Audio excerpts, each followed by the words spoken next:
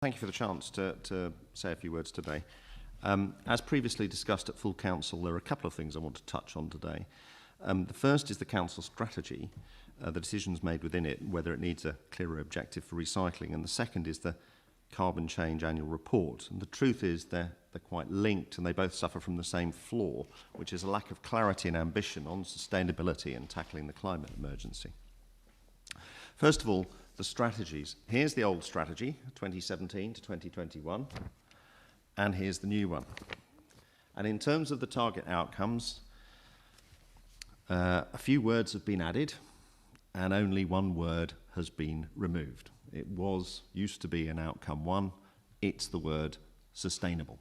The word sustainable has been taken out of the council's strategy. And that tied to the point that I raised at full council about the need for a clearer ambition on recycling. Not just for carbon reasons, that's touched on in the carbon report, but also because of the circular economy and the other pressures that recycling has the potential to relieve on our planet. Let's be clear, the status quo, Hampshire's recycling rate, as published by DEFRA on March the 3rd, 2021, once again showed Hampshire with the worst recycling rate of any disposal authority county council and the second worst statistics for residual waste. And I realise that's a shared responsibility. Every single authority in Hampshire was reported as below average except for Hart. But only Hampshire is bottom of the table versus comparable authorities. And I realise at this point that I'm going to hear how great the household waste recycling centres are. But this report, the government's main report on recycling, doesn't report on household waste recycling centres. It reports on recycling and it reports on residual waste. And on both those metrics, Hampshire is unacceptably poor. It is a system problem, it is a joint problem, and it needs system leadership. And that's why I've been seeking for Hampshire to set itself a goal of breaking out of mediocrity and no longer being below average.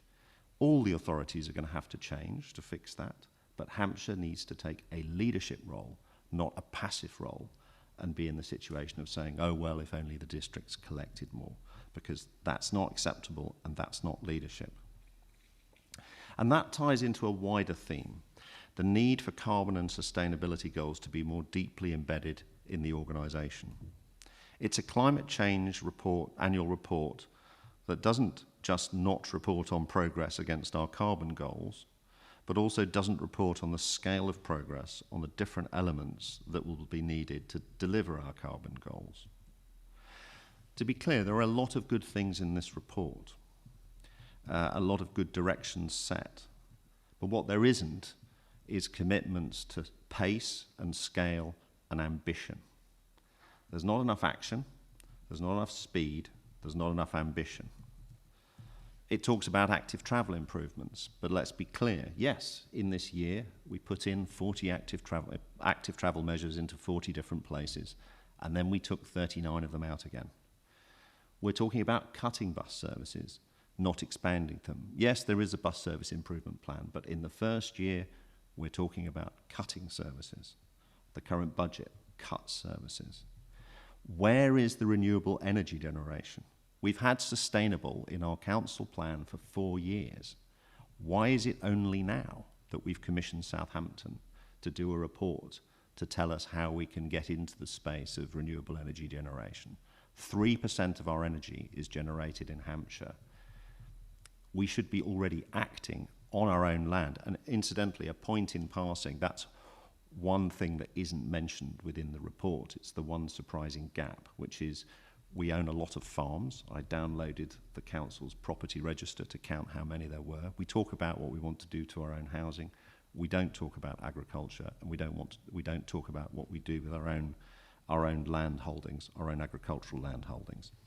So where is the renewable energy generation, or even the specific projects underway? And coming back to the earlier point, what's the goal for the recycling system? We talk about resilience, but in section 7.3, it says further work will be done to develop the programme to support this focus. This should already be underway. It's fine having plans and research projects, but we've had sustainable in our strategy for 4 years. We are way behind schedule. And what action there is too small scale. So one of the very few areas where we've actually set a goal which contributes towards the overall goal is trees. We've said we want to plant 1 million trees. And that's by 2050. That's 33,000 a year. How many have we planted? 1,351. It's less than Portsmouth. It's pretty close to being less than Winchester. It's nothing close to the scale of what's needed. There's reference in here to the solar PV offer. 0.2% of households have accepted the solar PV offer. We're not going to save the planet with 0.2% of households. 0.05% of houses have called the advice line. As mentioned, 3% of Hampshire's energy is generated locally. We talk about investing in the greening campaign. Now, the district I know, which is Winchester, the greening campaign has gone into Hambledon. It's less than 1% of the population of the district. So what are the plans? What is the plan to scale?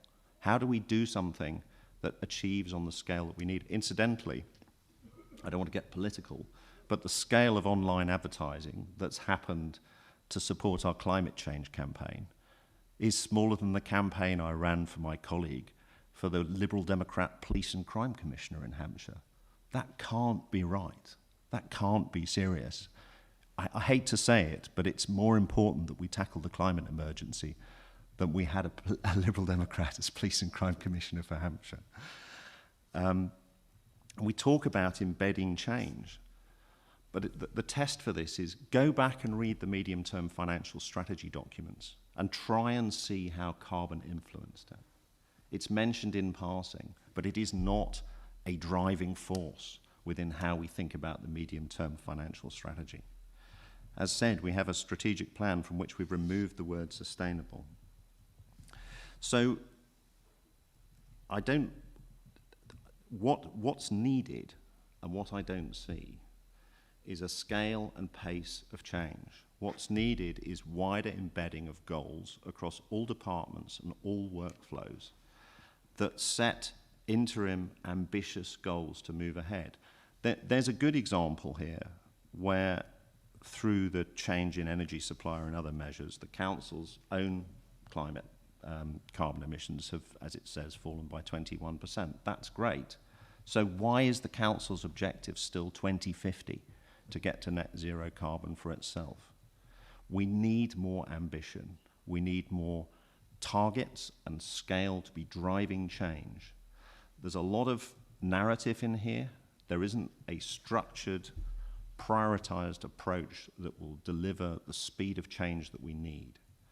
And so while there's a lot in here to welcome, I think the challenge is to Cabinet to say, set the more ambitious goals, define the more ambitious timeline, provide the resources to make that possible, because as we all agreed 2 years ago, it is an emergency, and we need a plan that reflects that.